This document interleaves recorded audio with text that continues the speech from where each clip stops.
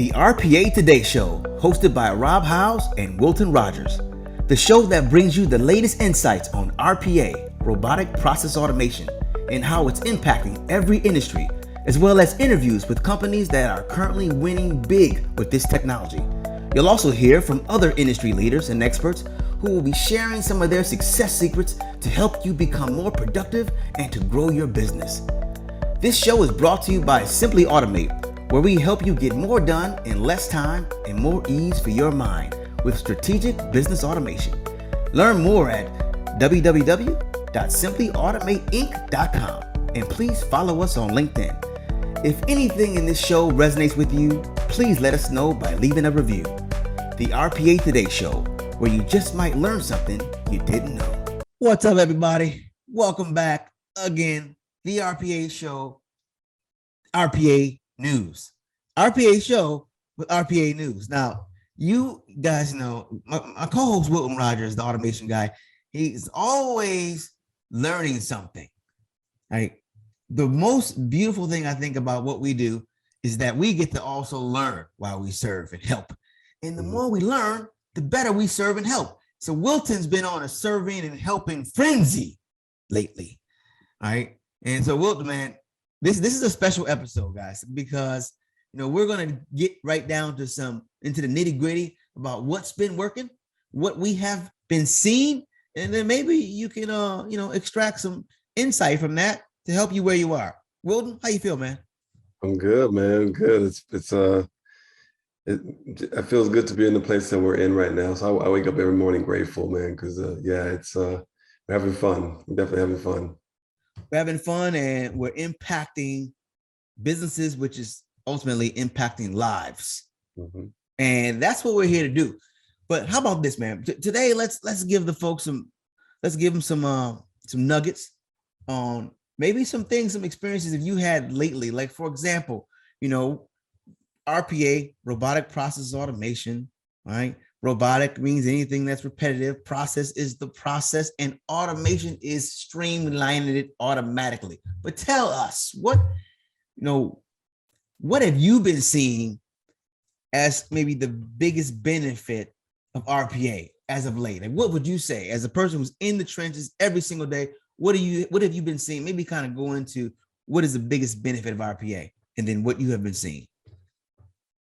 Well, I think the biggest benefit of RPA directly is it really allows you to stop wasting your time, your resources, physically and mentally, on things that can be automated. Because when you can shut off that compartment completely, it gives you the creativity to do whatever you need to do to grow, right?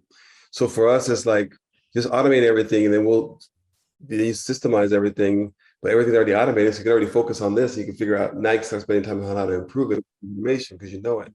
Mm-hmm.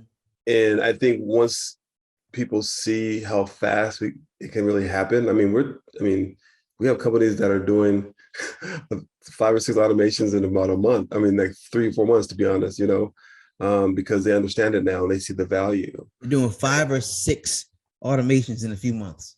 Yeah. Okay. We're doing a few of those, right? So because they understand it, and there's a game plan that you have to understand. Once they understand that, the benefits that come out of it, they're huge. They're huge. It's the understanding. We have this slogan, educate so you can automate. That is the phrase that pays, but it's really gaining the understanding. Once you get the understanding, then you just run.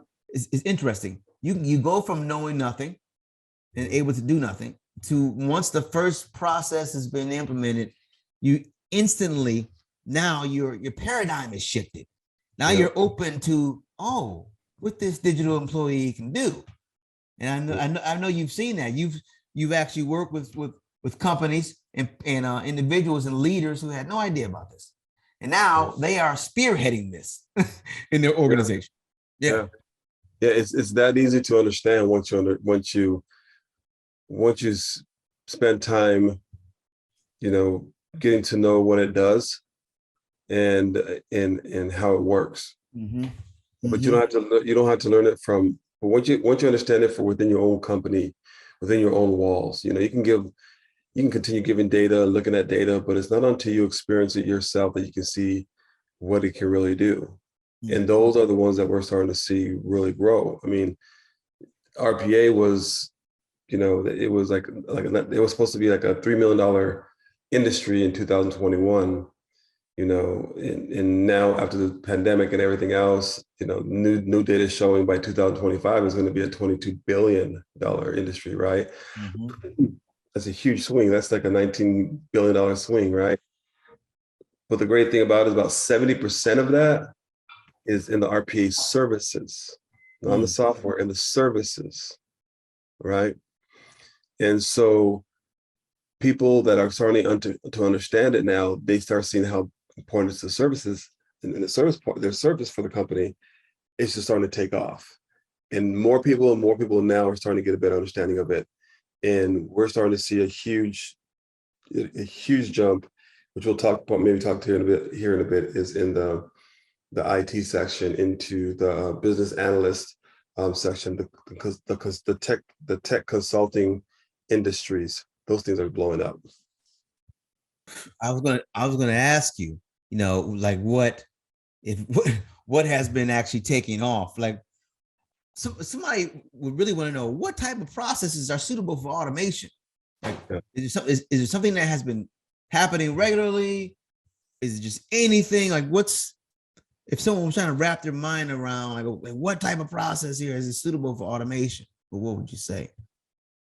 I mean, anything suitable is look what you're doing on, you know, what do you do on a daily basis? You know, what do you do when you turn that computer on? What do you do? You know, what do you know what you're going to do before you even do it? Right? Yep. Those things could probably be automated, right?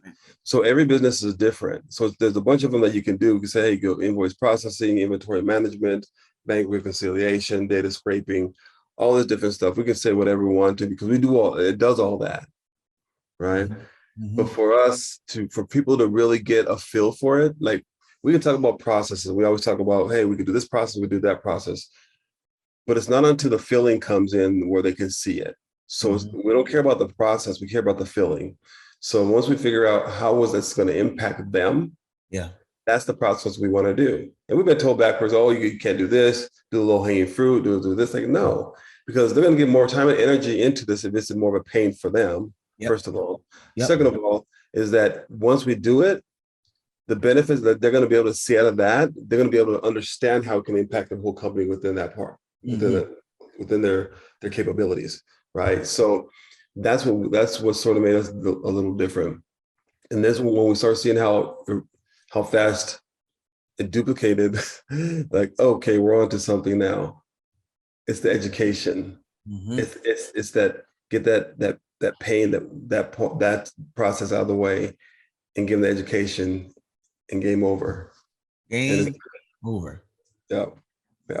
Education is important. Education is huge. You know, you wonder like how people, because you mentioned earlier that it's in the service department.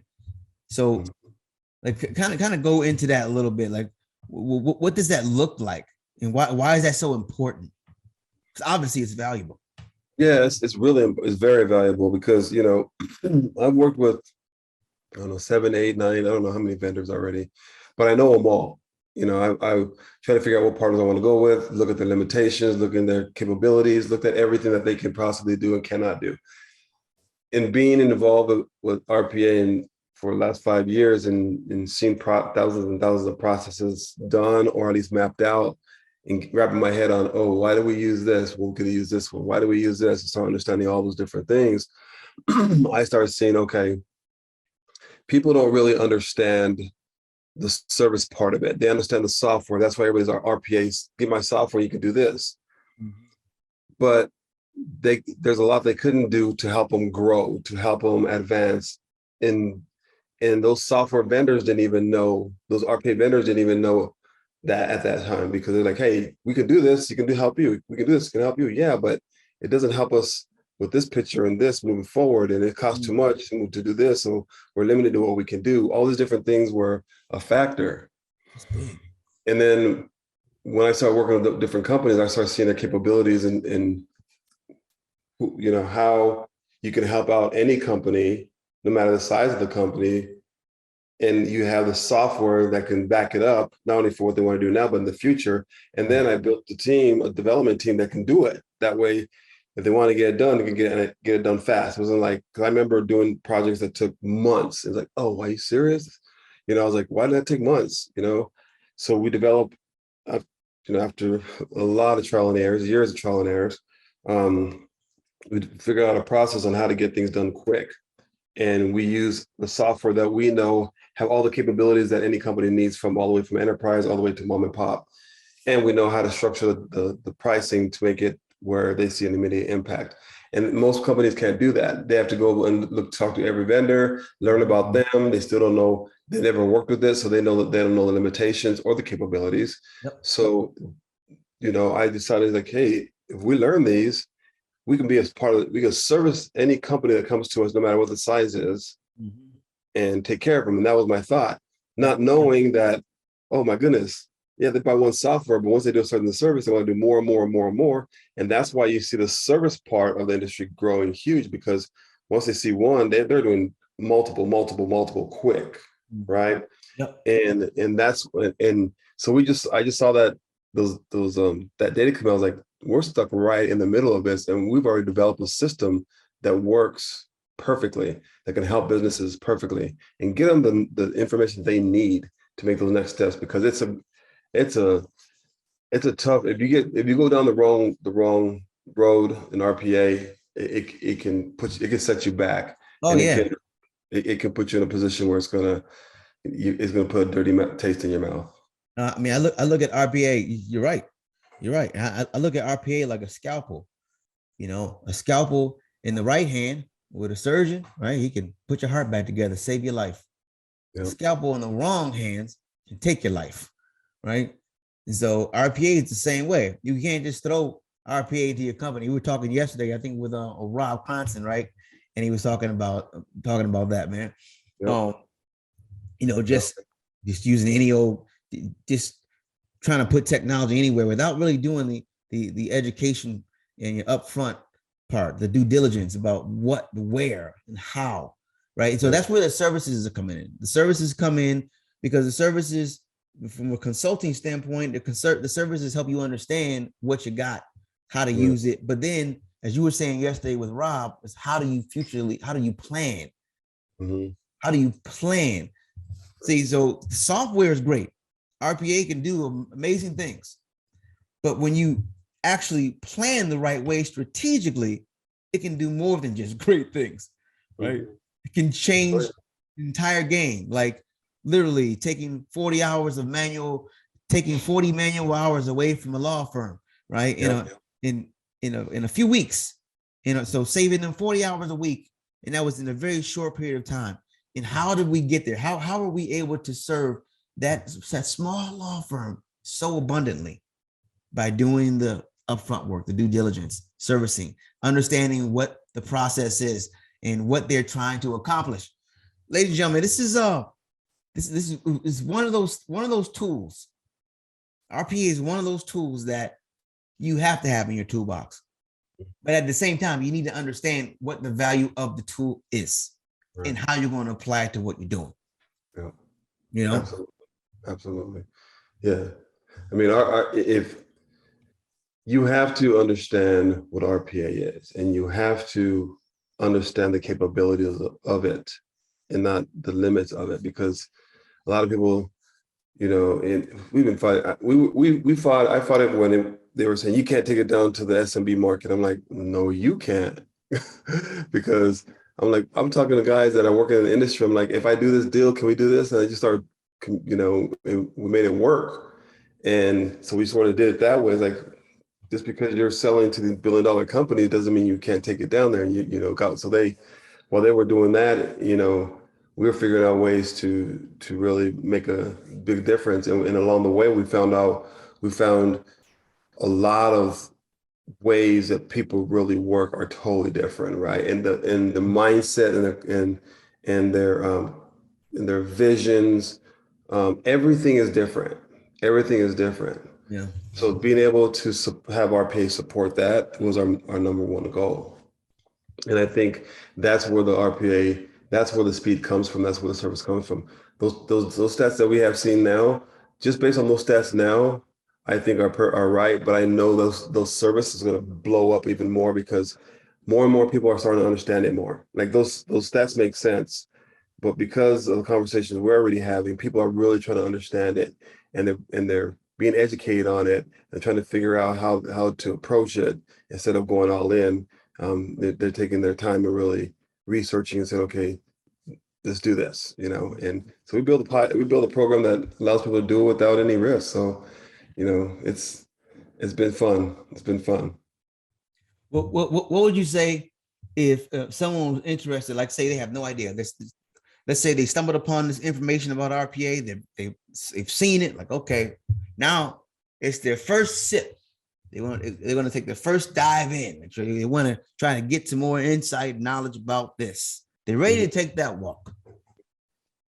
Where do you send them? Send it to me. Come to me, my friend. That's it. They contact me on LinkedIn. They find out how to get a hold of me. They can get a hold of me on LinkedIn. They get a hold of me because get a hold of Wilton. Type in the hashtag automation guy. Hashtag the RPA playbook. Hashtag Wilton Rogers. Yeah, because the RPA. There's so many. Just knowing how the industry works, knowing how software works, building a team that can, we've built a culture that is just, it's amazing, man. We're just fun. We just have a great bunch of people working for us, right? But I think that now that we sort of already have that in line, we're 100% built ready for scale. We're built ready for scale because there's not very many opportunities for people to go out there to get the resources they have. So, and we've been able to do that. And for me, if they contact me directly, I can lead them to those resources, whatever it is. We have AI partners. So, contacting me, it's not like I can do it, right? Right. Oh yeah, I can do it. But, the resources needed to make sure that you avoid those hurdles, and talk to the resources you need to get things going. Reach out to me. Reach out. Educate so you can automate. Get educated so you can get automated. Yep. Listen, I know we're in I think they call it the endemic. They're calling this thing the endemic now. So we're like, everything's keep getting back to what's called the new normal. But what the new normal has done is it has moved us from the information age and catapulted us to the digital transformation era. We love to say that. It means it's time to understand how to optimize the internet. That's what it was, and technology. Okay, the tools that are provided as a humologist, right? Humans in technology. Humology is the term. We are all humologists. We are all. You were born a humologist. Now what you have to do is become an educated one. Okay, become an educated. Perfect example, humologist, and you're right. We're all one, because what RPA will do for you is allow you to and we built relationships with AI partners and everything now, because a lot of our clients, when we like, oh, by the way, you know what? If you did this and that, that would be easier for you. And we have partners that can do that. So we sort of partner up with. We're partners, and we know where everybody fits with any client we may have. If it's a good fit and we know it's going to take care of their needs, and we know what their capabilities are, we share our partnership with them, right? We've already built that, and we build those trusts because we're currently working on projects and continue to work on projects. So that trust in the technology industry has been huge for us, right? So once they get past the RPA field side, they get a focus totally on, okay, now I can use technology to really help me advance my company, to move my company forward. What technology do I need to prepare for now and prepare for the future? That's where you get to focus your time and attention, right? Not all this other stuff. That's where everything is set for. So everything is forward thinking. Everything from that point on, RPA allows you to forward think. RPA allows you to forward think. That's it. And I just thought about that right now. That's exactly it. It allows you to forward think. Mm-hmm. Yep. Because it allows you to think about and plan for the future, which is in front. Yeah, I like the way this is going. Can I quote that? I wonder if that's already been a quote. Did I steal that from somebody or did? I think it's yours. Okay. I guess this is a new space, man. This is such a new space. Yeah. Very new. I mean, and so I mean that's a great little nugget for people to take away. I mean, it allows you to do that, man. It does. It really does. It allows you to forward. It does because you don't have you eliminate everything, man, and it's crazy. It's fun to see the ride, and it's fun to see those clients that are taking advantage of forward thinking because they're using technology to really, invest in that part. Yeah, and they're using the right technology to help their business. Yep. Right. And it's fun to see. Yeah, we can because Guy was on the show. That's right, Guy. Peak Properties, prime example. Guy was on this podcast, and Guy is you talk about forward thinking. He's probably look up forward thinking in a dictionary, and you got Guy's picture there. He's right there, because he was one of those apprehensive at first, didn't really take the step, and then realized, after a conversation with you, I should take a step. Once he took the step and got educated, now this brother is in his company, forward thinking everywhere. Right? But let me tell you how that worked. Guy was my first small client when I was working for my other company, right? When I was still in contract with my other company. Not my other company, the other company. And so I built a bot. It was a small one, but we did it. And I was like, okay. And then I left it alone and I started building my company. And I started building it. I was like, you know what? Let me go back to Guy and say, hey, Guy, and we start talking and let him know that I have my own company. I think he already knew that I was already doing it. But, we started talking and he was really set on that one bot. No, we're good. We're good. I say, hey, man, this is what it does. And I sort of show him a little bit more. I was like, oh, man, show me some more. What about this? What about that? And now I said, if you make videos for me, it'll be a lot easier. So he started sending me videos that he wants stuff done. And now I'll forward the videos to our development team. They would do it and knock it out. They're like, what? Amazing. It started happening that fast, right? It started happening that fast. And pretty soon, I think I don't even know what we're on. I think we just finished with another one this past week. And I think a lot of the companies already automated. Yeah. It's incredible. Yeah. Prime example, real time. They're a small company. I think they have like maybe 5-6 full-time employees and they have maybe 12-13 realtors, something like that. But yeah. So it's proof, ladies and gentlemen, there's the proof right there that RPA works for the small, not just for the big, right? And it's really beneficial for the smaller businesses because it allows you to do better business, allows you to stay in business, and allows you to compete with business, right? And then the big businesses too, man, honestly, I don't mean to interrupt, but the big businesses, a lot of them, the big businesses have a lot of data. They have so much data. They have to move stuff, they have to do stuff. There's a lot of manual work. There's a bunch of different touching points, different people have to touch to get it done. It's like, wow, finding how to streamline that and getting all the people involved with how it's done, or whoever's involved with how it's done. The turnaround time on that after that first one's done and it is deployed and they're filling it. We've seen now those grow a lot faster because they have the resources and they have the green light to spend more time doing it, right? So we've seen a lot of growth there, a lot of growth, and most of them are just they know RPA, they know it works, they trying to figure it out, and once they figure it out, it's just been smooth. So we see the larger businesses taking off a lot faster. Smaller businesses needing more education, obviously, but even with that education, if they're committed to understanding it, they can learn it fast. Like I'm talking about weeks. Definitely learn in days, in a day, hours. but knowing what it can actually do for your company take you a day. Isn't that interesting? Yeah. Just put the time. Yeah. That's all you have to do for in the interim. Just pay attention. That's what you got to pay. That's the cost of it. That's the cost, man. Pay attention.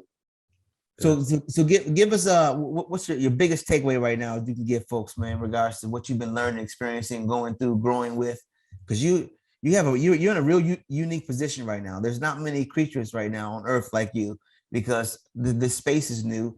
You have had unique experiences and brought your unique experiences to this type of technology, and so now the vision that you have, it's new, it's fresh. So you have insight that's going to be fresh like manna. Like people aren't going to be able to get it anywhere else. So now let's get a takeaway, man. What's something that you've learned or you want to share? That you want some insights from the depths of the automation God's wisdom. Yeah. Well, what I've learned is don't forget what happened a couple of years ago. And what happened to our country, what happened to, our businesses, what happened to our families, right? We weren't prepared. We weren't prepared.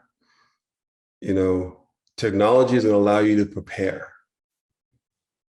Doesn't matter what kind of company you have. Technology, if you know the right technology and you have the right people putting you in the position to take advantage of that technology. Doing it on your own, it ain't gonna work. Even if you have an internal team, an IT team and stuff, it doesn't work because they're not involved with the outside world. They're not involved with the day-to-day activity of it. Their understanding of the information they receive, right? Making sure that you're involved with that network will allow you to prepare for anything that comes down. And, I think that's the most important thing for any business at any age, at any size. The bigger the business, the bigger the ego. And sometimes at this critical point of what we've gone through in the last few years, those egos should be, in the closet right now and looking at how we can prepare for the future. And technology allows you to do that. And RPA is a big step in that. So, it's important for people to know that. That's big, man. That's a big takeaway. Don't forget about what happened. And don't forget about what just happened. And obviously people say, yeah, we'll never forget about it. But I want you to think deep about it, is what you're saying. Think about how many folks were not prepared.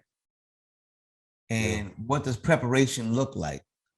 Well, getting your business prepared means you are equipped in it and you're optimizing it to its highest potential efficiency, right? That's what you want to do, hands down. So the way you do that is 1, take care of your people. 2, take care of your process, make sure it's dynamite, standardized. Then 3, add the right technology, right? And we can help you do all that. And the last part, adding that technology is important, but you have to trust the technology, right? Build that trust. It's so hard to trust people, especially now, especially in the technology. Everything's, buy this, you'll be able to blow up. We'll scale your company tenfold and all this 10 times X, all kinds of stuff, right? It's all over. And not that none of it works, right? But there's just so much of it. Yep. So much of it. Yep. And really trying to understand on how to slow down and do it right and get you where you want to go a lot faster and real fast. You slow down to speed up, folks, is what he's saying. You slow down to speed up. and you slow down to speed up, and once you learn that technology, you will blow up. You slow down to speed up so you can blow up. You heard it first on the RPA Show. This is the RPA News.